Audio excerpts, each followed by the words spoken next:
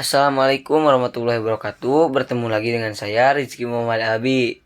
Di sini saya akan membahas sedikit banyaknya pengetahuan saya mengenai akuntansi manajemen lingkungan.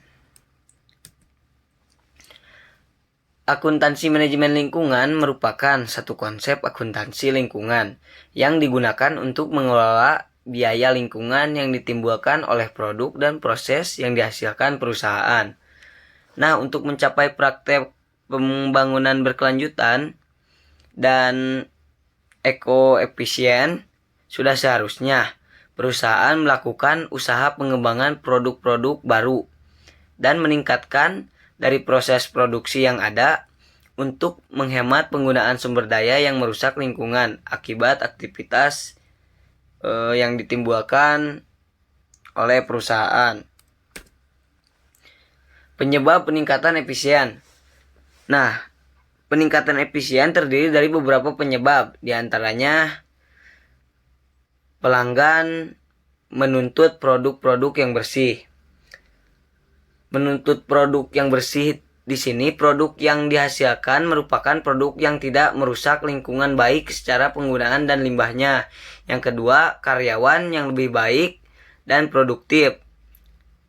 Nah, jadi karyawan lebih baik dan produktif ini artinya kondisi kerja yang berada di lingkungan bersih dan aman akan menarik pekerjaan yang lebih kompeten dan mendorong produktivitas mereka. Bertanggung jawab atas lingkungan, di mana perusahaan akan mendapatkan manfaat eksternal baik dalam hal biaya modal dan tarif asumsi yang lebih rendah. Nah, yang keempat, kinerja lingkungan yang baik dapat menghasilkan manfaat sosial yang signifikan, seperti manfaat bagi kesehatan masyarakat sehingga meningkatkan nama baik atau citra perusahaan dan kemampuannya dalam memasarkan produk atau jasa.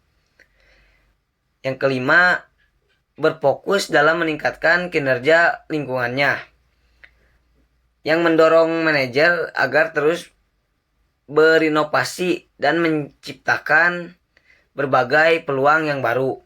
Yang keenam, mengurangi biaya-biaya lingkungan dan terciptanya berbagai keunggulan yang berkompetitif.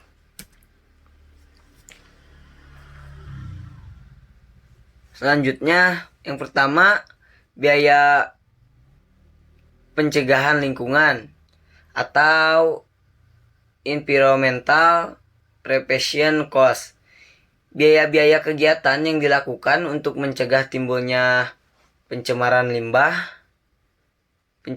atau limbah yang bisa mengakibatkan kerusakan lingkungan. Yang kedua, biaya deteksi lingkungan atau environmental decision cost. Biaya-biaya kegiatan yang dilakukan untuk menetapkan apakah produk, proses, dan industri lainnya dalam perusahaan telah sesuai dengan ketetapan standar lingkungan atau tidak. Biaya kegagalan internal lingkungan, environmental internal value cost.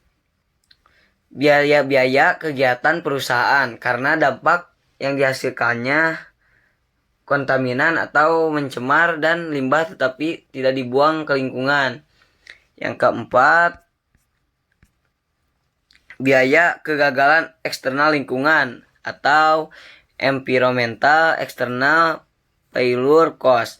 Biaya-biaya kegagalan perusahaan yang terjadi setelah melepaskan kontaminan atau pencemaran dan limbah ke lingkungan.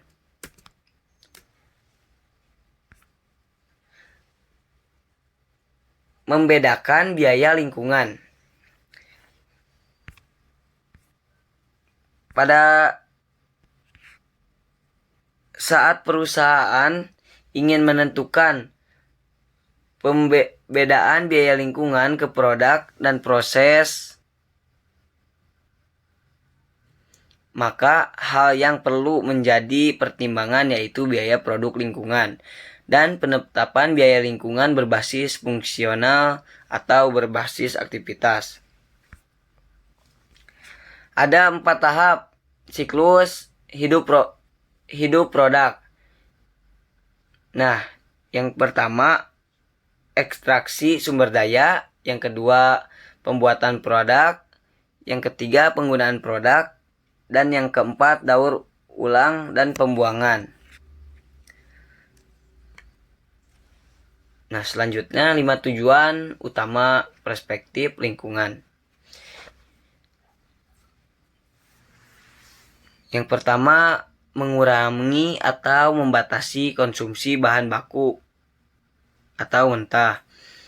Yang kedua, mengurangi konsumsi bahan-bahan yang berbahaya. Yang ketiga, pembatasan kebutuhan akan energi produksi dan penggunaan produk.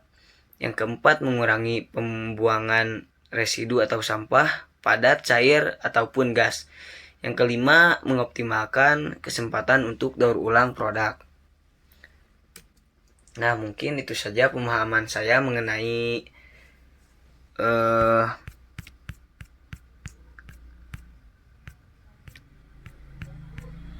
akuntansi manajemen lingkungan.